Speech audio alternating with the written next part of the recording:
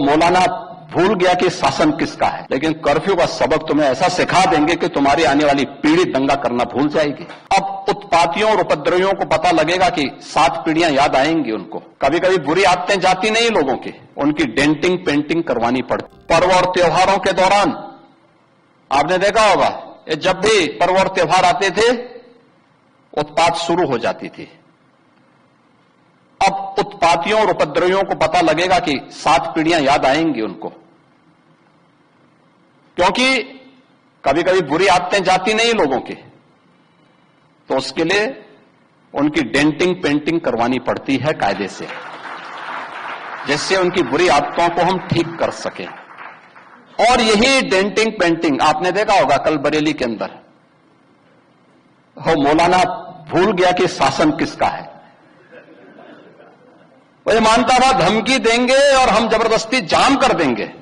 हमने कहा जाम नहीं होगा, कर्फ्यू भी नहीं लगेगा, लेकिन कर्फ्यू का सबक तुम्हें ऐसा सिखा देंगे कि तुम्हारी आने वाली पीढ़ी दंगा करना भूल जाएगी।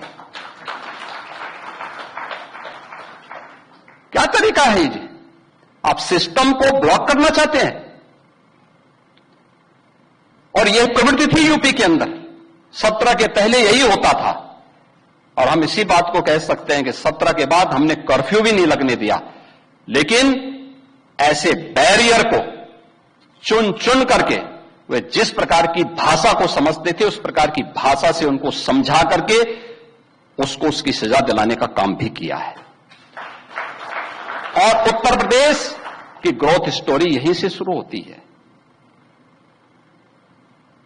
अगर आजादी के समय, मैं उससे पहले नहीं जाता, लेकिन 1947 में भारत आजाद हुआ, अगर उस समय भारत की इकोनॉमी में भारत का उत्तर प्रदेश का कंट्रीब्यूशन 14% था, तो ये 14% फिर से होना चाहिए। और 14% नहीं होना चाहिए, बल्कि जितनी आबादी है उत्तर प्रदेश की, उत्तर प्रदेश उतना कंट्रीब्यूशन करता हुआ दिखाई दे। ये हमारा राष्ट्रीय धर्म है और दायित्व भी है, और उसी के तहत